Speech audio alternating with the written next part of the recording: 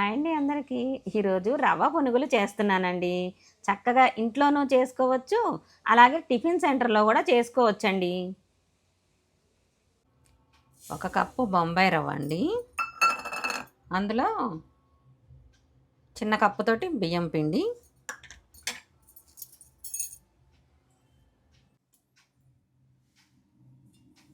ఈ రెండు ఇలాగా వాటర్ వేసి కలిపి ఒక 5 నిమిషాలు నానబెట్టుకోవాలండి.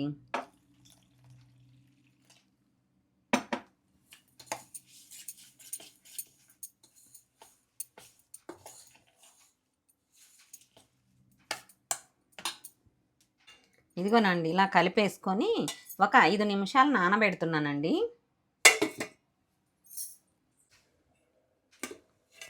ఇదిగోనండి 5 నిమిషాలు అయిపోయింది. పిండి ఇదిగో ఇలా కొంచెం ఇలా అయిందనమాట. బియ్యం పిండి కూడా వేసానండి ఇందులోనే ఉల్లిపాయలు, పచ్చిమిరపకాయలు,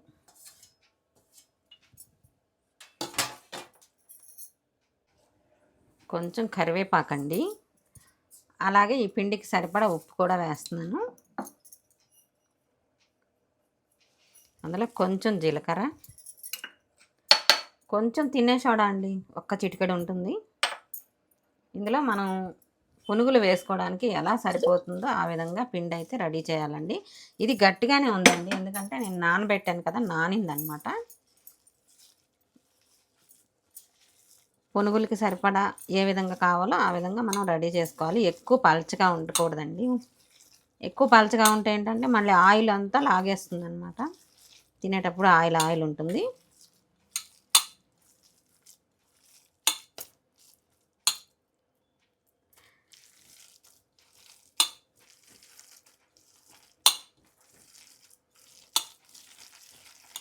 పిండి అయితే రెడీ అయిపోయిందండి. ఇదిగోనండి స్టవ్ మీద ఆయిల్ అయితే పెట్టేశాను.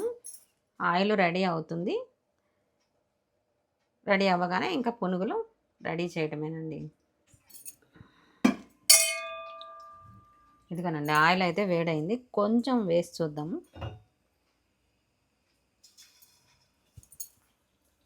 టిఫిన్ సెంటర్లో అయితే ఇలా నీళ్లు కొట్టేసి చూస్తాము. ఇక్కడైతే అలా చూడట్లేదండి. ఇల్లంతా ఆయిల్ అయిపోయింది అనమాట అలా చేసుకుంటే. అందుకని అలా చేయలేదు. పిండి అయితే రెడీ అయింది.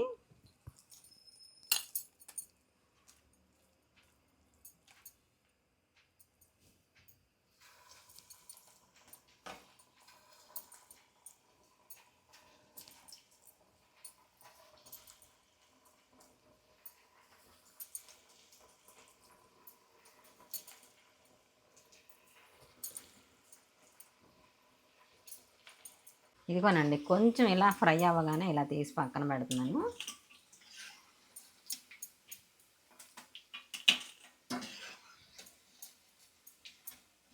ఇంకొన్ని రెడీ చేసి అవి కలిపి ఫ్రై చేద్దాం.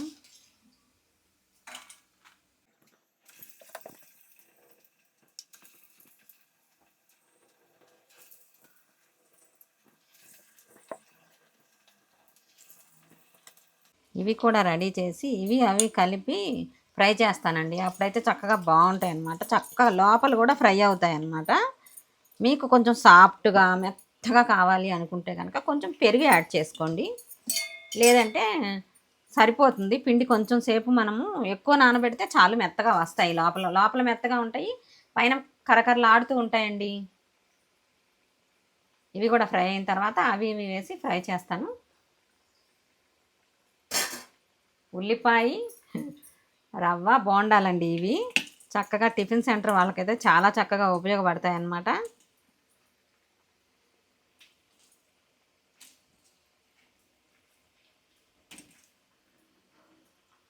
ఇదిగోనండి ఇవి కూడా ఇందులో యాడ్ చేసేస్తున్నాను. అన్నీ కలిపి ఫ్రై చేస్తాను. ఇలా కరకరలాడుతూ భలే ఉంటాయండి ఇవి. ఇలా నొక్కులుగా వచ్చాయి కదా, ఇవి బాగా కరకరలాడుతూ ఉంటాయి అన్నమాట. కరకరలాడుతూ తినే వాళ్ళకి బాగా నచ్చుతాయి. కొంచెం మెత్తగా కావాలి అనుకుంటే మాత్రం పిండి ఎక్కువసేపు నానబెట్టాలి. అలాగే కొంచెం పెరుగు కూడా యాడ్ చేయాలండి. మీకు ఇంట్లోకి అలా కావాలంటే ఆ విధంగా కూడా చేసుకోవచ్చు అనమాట. పెరుగు యాడ్ చేసుకొని కొంచెం మెత్తగా చక్కగా సాఫ్ట్గా వస్తాయి. ఇవి మాత్రం బాగా కరకరలాడుతూ ఉంటాయండి.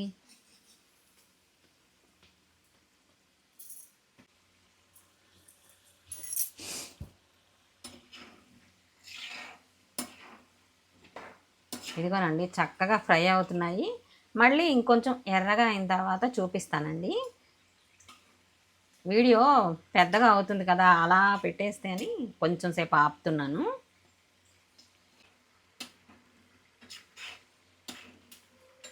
ఇదిగోనండి ఈ విధంగా వస్తాయండి కలరు. ఇంకా ఎక్కువ కలర్ కూడా రావండి.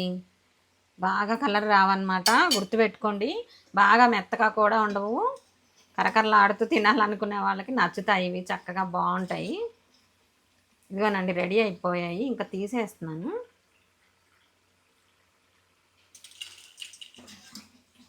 గుండ్రంగా రాలేదేంటి అని అనుకోకండి, ఇలా ఉంటేనే టేస్ట్ బాగుంటాయి అన్నమాట. ఇవి గుండ్రంగా ముద్దలాగా ఉంటే బాగోవు, అందుకే అలా చేయలేదండి.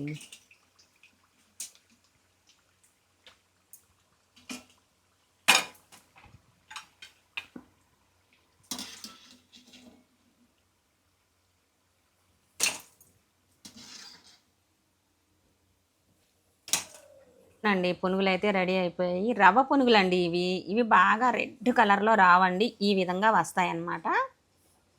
చక్కగా కరకరలాడుతూ ఉంటాయి, చాలా బాగుంటాయండి. టిఫిన్ సెంటర్ వాళ్ళకు కూడా చక్కగా ఉపయోగపడతాయండి.